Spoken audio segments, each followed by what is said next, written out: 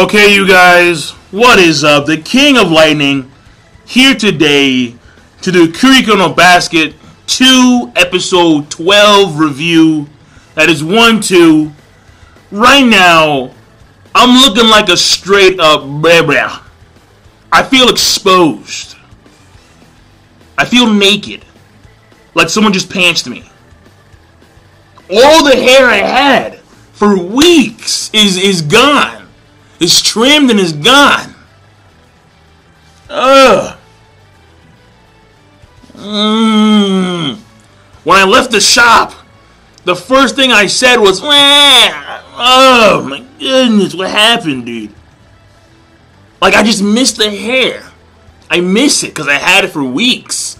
It was like no shave November plus an extra 3 weeks. I had it for the longest. And now I just, oh my god, dude. I might as well be a part of Nudist Beach. Like, seriously. Like, it's... Alright, okay, but moving on. Because right now, I'm looking too clean. I want to be dirty. I want to be covered in muck. I want to be covered in grime and filth. But right now, I'm looking too clean. And it's scary. I'm scared of the way I look. But let me just continue, alright? The episode itself is very simple. All it really is the hot spring incidents where we have pretty much like 3 separate stare-offs. We have Almine and Kuroko and Kagami. We have the, Hyuga and Izuki and Kiyoshi and that lot staring off against the Toho regulars. And then, of course, we have Momoi staring off against Ryuko. And, of course, they had to do, like, this whole, chess thing going on, where even though Momoi is very voluptuous, we have Ryuko, who is not so much voluptuous, or she's not as voluptuous as Momoi. She basically does, a chess thing, and, they're staring off, titties touching each other. So, fair enough, whatever, right? A little bit of fan service in a series full of all dudes. Or mainly dudes. Okay, fine. Fair enough. So, that being said, that part was cool because we find out that the first match of the Winter Cup that Seirin has is against Toho Academy. Apparently, the way it was normally is that teams in the same district don't fight against each other, or they don't have matches against each other.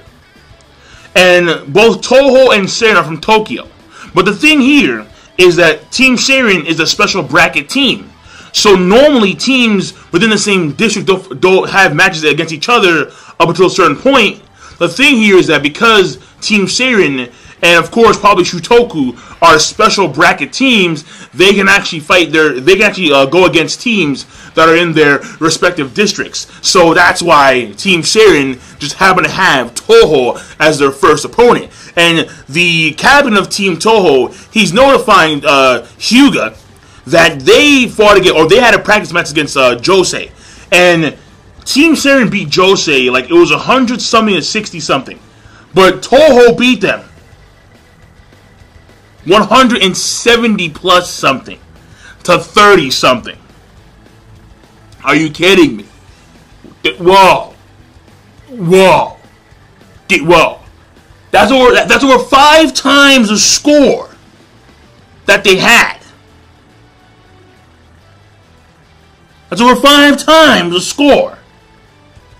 So, Toho right now is looking very fierce. And he mentions to Hyuga that it's been a few months since the Inner High. We, of course, have been, except for Almine, obviously, because, Almine, he is, at this point in time, the pinnacle dude. But the regulars have been holding their skills. I mean, Team Seirin have been practicing, of course, also. But Toho have been doing the same thing. So to assume that Toho is on the same level as they were in the Inner High is very, very foolish. And when we have the whole start between Almine and Kuroko and Kagami, Almine speaks about the door as if it was a tangible thing. And Kagami has no idea what he's talking about. But he's talking to Kagami. He says, yo, impressive. You've opened the door. You've cracked it open. But you're still not even close to the level of the generation of miracles.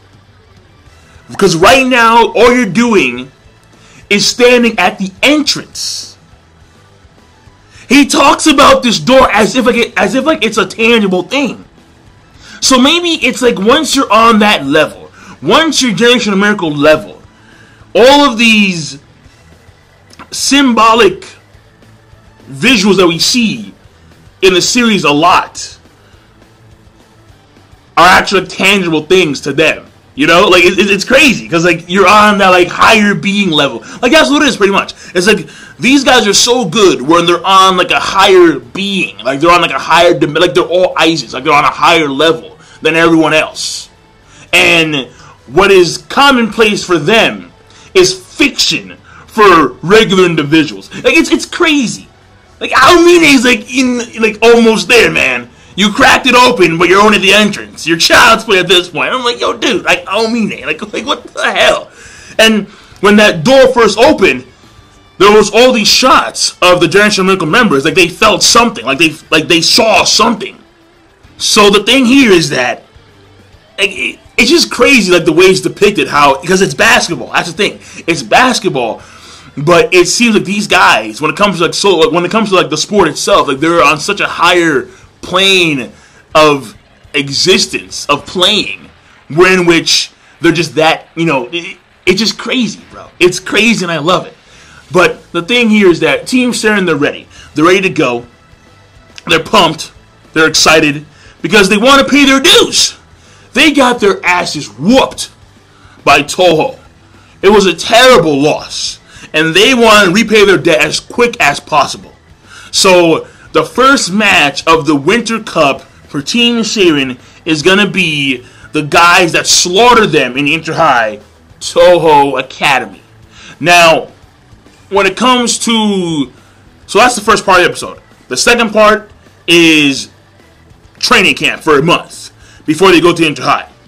And we find out at the end of the episode that Kagami's going to America. He's going to Los Angeles.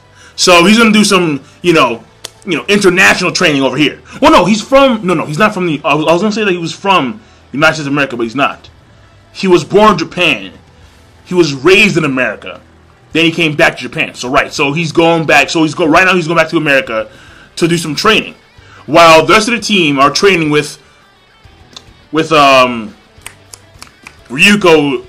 with Rico. Not Ryuko, I'm sorry. Rico's father. And I forgot his name. But apparently he was actually, like, back in the day, like a big name guy. Like he played for the Japanese national basketball team. So a big name dude. And what their training is so far is very simple. He makes it so that they run around playing cops and robbers within the woods.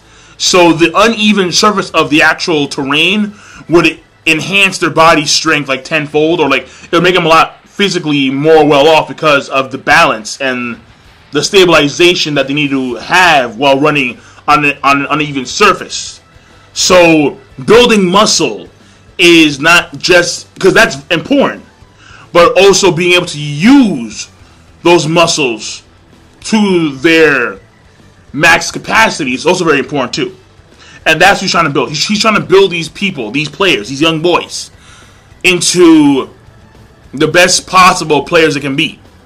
And he's doing that by not only focusing on muscle building, but the honage of those muscles. To hone those particular parts of the body as best as they can be honed. And Hyuga apparently, because we all knew this, but Hyuga, he's a quintessential player in the team. He's their 3-man. And the thing here is that he explains how in the game of Kirisuke Daiichi, had Hyuga made those threes early on, they would have won easy. And that's true. That is very damn true. And he does this move where even though he had no screen, he was still able to shoot a 3 right above Hyuga. So we're going to see individual growth of each of the team members, aside from Kagami, because Kagami, again, he's in Japan. I mean, he's in America. But he may also learn some unique stuff too. We'll see. But basically, he's going to focus on these guys. He's going to mold them as best as he can. So when the Winter Cup starts in a month, they'll be ready. They'll be well equipped for what's coming, because they're actually studying like the Toho video footage. So like he explains to Hyuga, like, why'd you dribble when dribbling's not your strong suit? Shooting is your strong suit.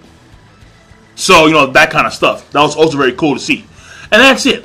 So the episode, I did like it a lot, because even though it's simple, it's exposition. And it is very important because of the fact that we are moving forward in the development of the players and their foundational skills, like shooting. Maybe the Eagle Eye can progress. Maybe Kiyoshi may gain some new rite of postponement skills. Maybe even Rinosuke and the other guys may learn some new stuff we don't know. Because this is the father of the person who has been honing Team Seirin up until, since the start of the actual team. So obviously he's gonna know a lot more stuff than than Ryuko. That's very obvious. So we'll see where it goes. We'll see where it goes. Now, of course, Kuroko, we know that his body isn't really well honed, and I think Riko did say that his body is like almost near its peak. So we don't know what's gonna happen there. But can Riko's father actually hone Kuroko even further? I don't know. But we'll see how that goes. So that being said, King Lightning, the episode was simple, and basically it was structured in, the pacing was very simple. It was two main parts. It was part A, part B, and the story. But it was overall well balanced because it was very simple when it came to the pacing. Animation was, of course, as usual, pretty solid. So the overall rating for this week's episode of Kuroko no Basket, I'm going to give it a good. It was a good episode. I did like it. And what I can say is that I am pumped because next episode, it looks like we're just going to skip over the months. We're going to skip over the months. And apparently, according to the preview of next episode, Kuroko got a text, or he got a call or a text from Akashi Seijuro, the captain of the Generation of Miracles. So where that goes, we'll see. So I'm done. I will see you guys later. Be sure to, of course, rate, comment, and subscribe as always. Peace. Have a nice day.